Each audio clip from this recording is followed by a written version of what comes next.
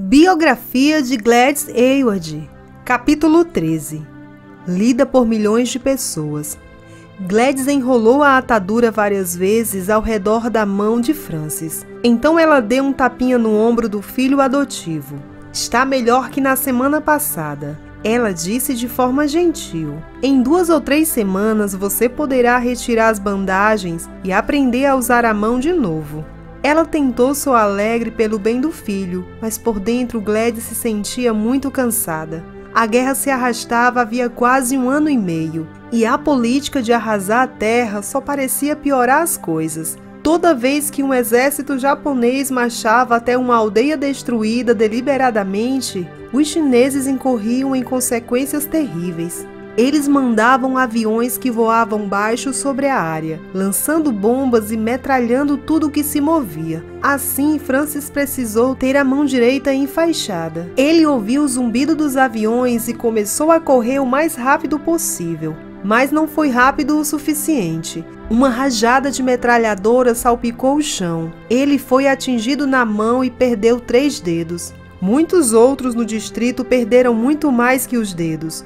Uma dessas pessoas foi Risley, o primeiro tropeiro a ficar na pousada das 8 felicidades. Ele havia largado as rédeas e fugido na noite em que Gladys arrastou as mulas para dentro do pátio da pousada. Yang foi atrás dele e o convenceu a voltar. Daquele momento em diante, Risley ficava na pousada toda vez que passava por Yangsheng. Ele também se tornara um cristão forte e maduro. Certo dia, enquanto Gladys cuidava da ferida de uma pessoa que chegou machucada a seu hospital improvisado, ela ouviu uma comoção na entrada da caverna. Ela se virou para ver o que era, e um sorriso alegre se abriu em seu rosto quando viu Iselin.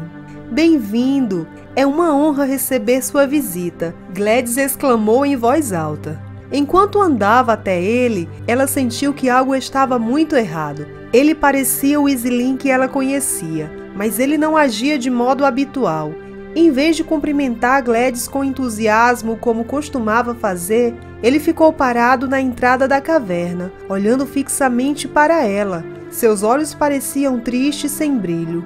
Embora os lábios se movessem, nenhum som saía de sua boca. "O que foi, meu amigo?" perguntou Gladys. "Venha tomar um chá comigo." Ela o pegou pelo braço e levou-o aonde uma panela de água fervia sobre uma fogueira. Eles se sentaram sobre algumas pedras e Gladys colocou algumas folhas de um arbusto próximo na água. A mistura não tinha gosto de chá, mas era o melhor que podiam fazer em tempos tão difíceis, além de aquecer o estômago. Enquanto tomavam o chá, Gladys falava suavemente com ele. Então, de maneira lenta e dolorosa, ele contou sua história. Iselin morava em Zhihoukun, a meio caminho entre Yangsheng e Zhezhou. Como haviam feito com Yangsheng, os japoneses invadiram sua cidade. Quando os japoneses descobriram que ele era tropeiro, ordenaram que ele preparasse sua tropa de mulas para carregar munições e armas para eles. No entanto, Iselin se recusou. Ele explicou aos japoneses que ele era cristão e não levaria armas para serem usadas para matar seus semelhantes. No início, os soldados riram dele, pensando que uma vez que ele entendesse que eles estavam falando sério, ele ficaria feliz em carregar suas armas. Mas eles estavam enganados e Iselin continuou a se recusar a carregar as armas. Gladys serviu mais chá na xícara de Iselin. "Continue", ela pediu. "O que aconteceu depois? Quando viram que eu falava sério, arrastaram-me para fora de casa e me amarraram em uma estaca de madeira."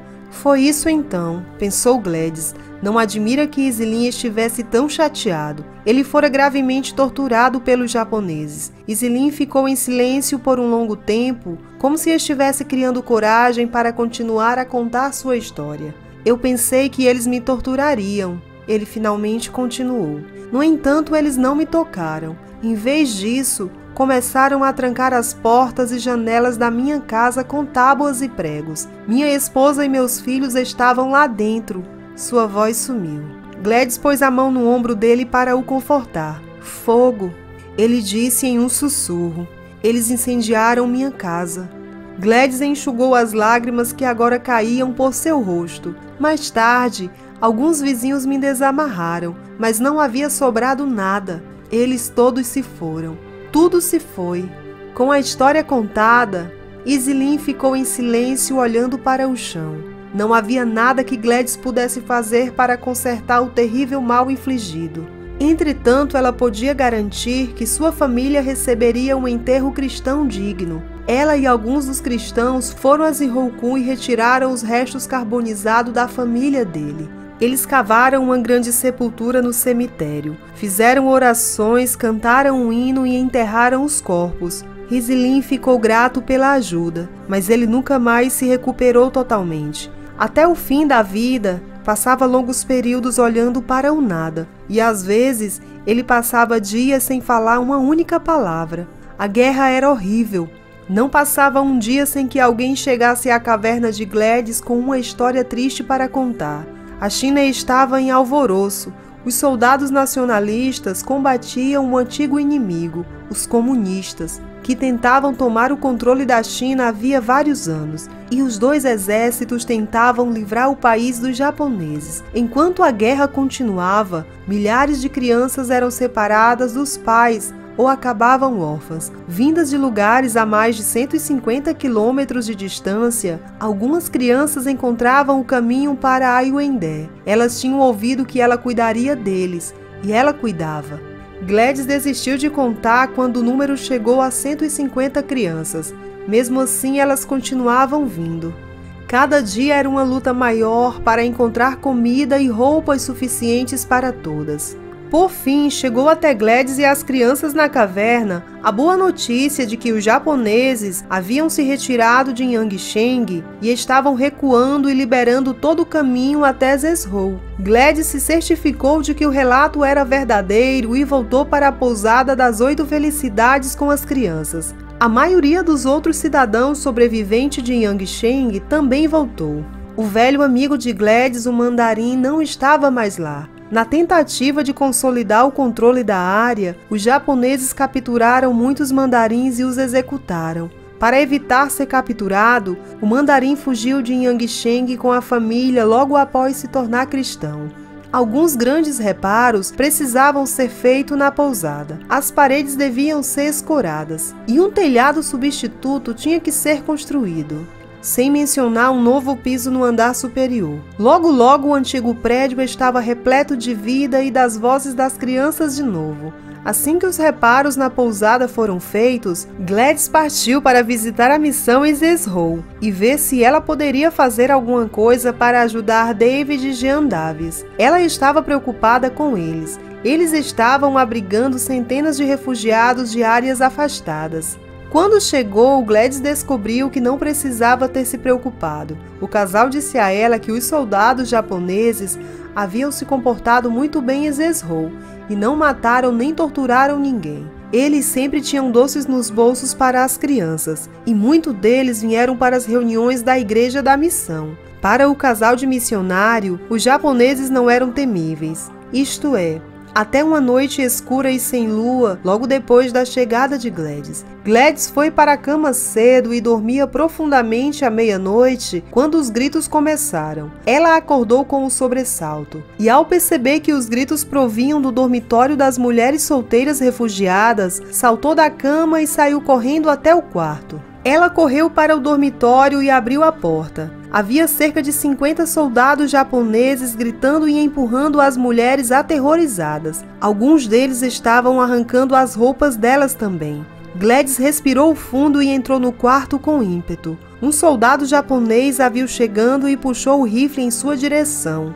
Gladys entrou cerca de 1,5 metros para dentro do quarto, quando o soldado bateu com o cano do rifle com toda a força na lateral de sua cabeça.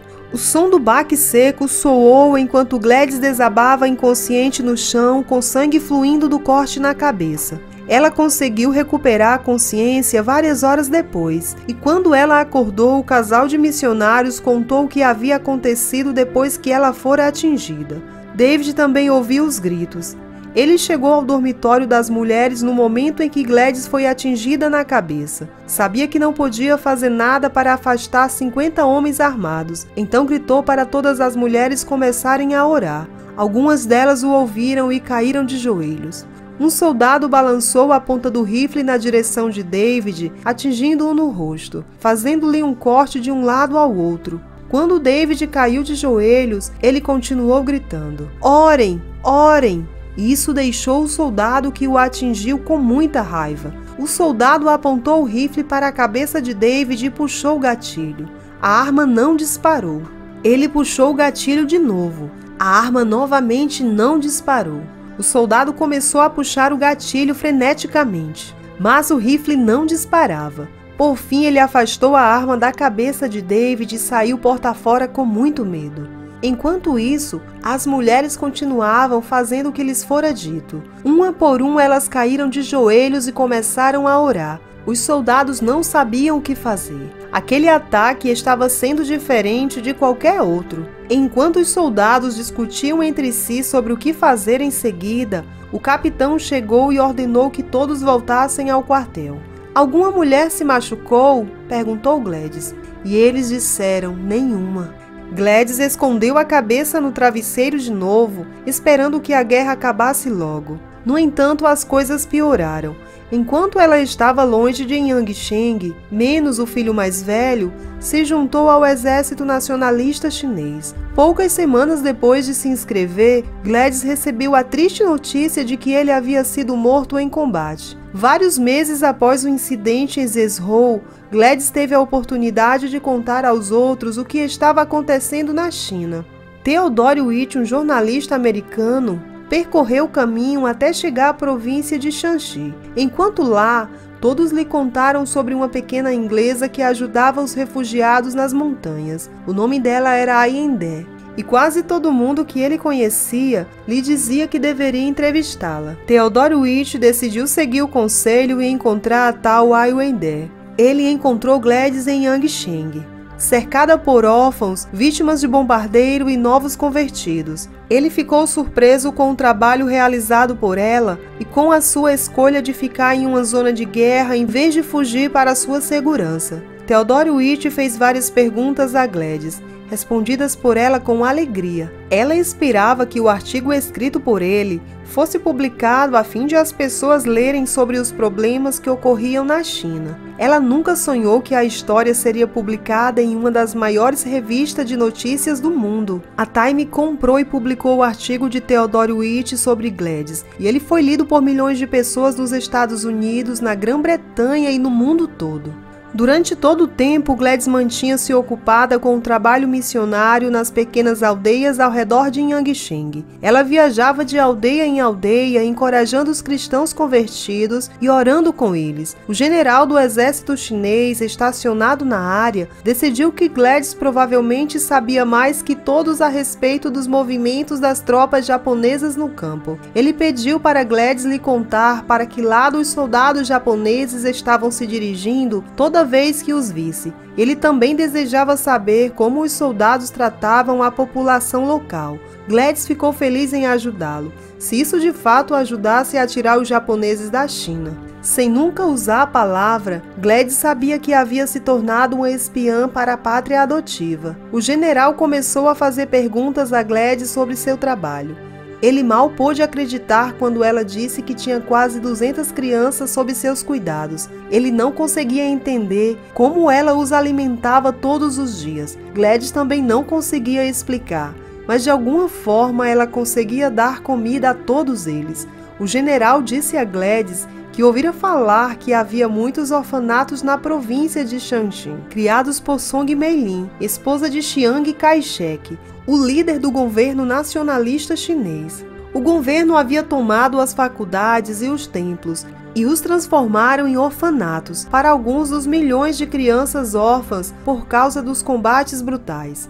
O general sugeriu que Gladys escrevesse para Madame Chiang e visse se ela poderia encontrar um lugar em um orfanato para suas crianças. Gladys escreveu a carta e o general tomou o cuidado de se certificar de que ela seria entregue. Um mês depois, um mensageiro chegou com uma carta para Gladys de Madame Chiang. Gladys abriu a carta e leu: A carta dizia que se Gladys pudesse encontrar uma maneira de levar as crianças até Xi'an, na província de Shanxi, a esposa do líder nacionalista encontraria um lugar para elas nos orfanatos. Ela também mandaria dinheiro de volta para ajudar Gladys com o trabalho em Yangsheng. Tudo soava bem simples. Shanxi era a província vizinha de Shanxi, do outro lado do Rio Amarelo a oeste. Um dos novos convertidos, Tixin Pecuang, se ofereceu para escoltar as primeiras 100 crianças para Xi'an. Ele também recolheria o dinheiro para Gladys e o traria de volta. Então ele faria outra viagem a Xi'an com o restante das crianças. Dessa forma, todas elas ficariam seguras e Gladys estaria livre para ficar e trabalhar entre as pessoas do distrito. Gladys abraçou cada uma das 100 crianças e prometeu orar por elas até saber que elas chegaram em segurança. As crianças tinham uma longa jornada pela frente. A distância entre Yangsheng e Xi'an era de mais de 320 quilômetros. As crianças viajaram por trilhas nas montanhas e precisaram atravessar o Rio Amarelo. A jornada inteira levaria cerca de 14 dias e, ao longo do caminho, os agricultores ajudariam a alimentá-las. No entanto, mesmo sabendo do perigo e da distância da viagem, Gladys sabia que valeria a pena para as crianças. Elas estariam se afastando da zona de guerra e estariam muito mais seguras em Xi'an. Depois da partida delas, Gladys esperou com impaciência a notícia de sua chegada em segurança. 5 semanas depois, para seu alívio, chegou a notícia de que todas as crianças se encontravam em Xi'an. Agora Gladys esperava ansiosamente que Tixin Pecuang voltasse para buscar as outras crianças. Gladys prometeu a si mesma que iria a Xi'an quando a guerra terminasse e visitaria todas as crianças. Enquanto isso, ela tinha muito o que fazer. Os cristãos convertidos na área continuavam precisando de seu apoio e encorajamento, como a maioria das pessoas em Yangsheng. Além disso, havia os doentes e os feridos, que precisavam ser cuidados e tratados. Enquanto Gladys esperava pelo regresso de Tixin Pecuang, para que ele levasse o segundo grupo de crianças para Xi'an, 2 coisas muito importantes aconteceram sem o conhecimento dela. Primeiro, Tixin Pecuang jamais voltaria para levar as outras crianças. Ele foi roubado e assassinado por soldados japoneses na viagem de volta.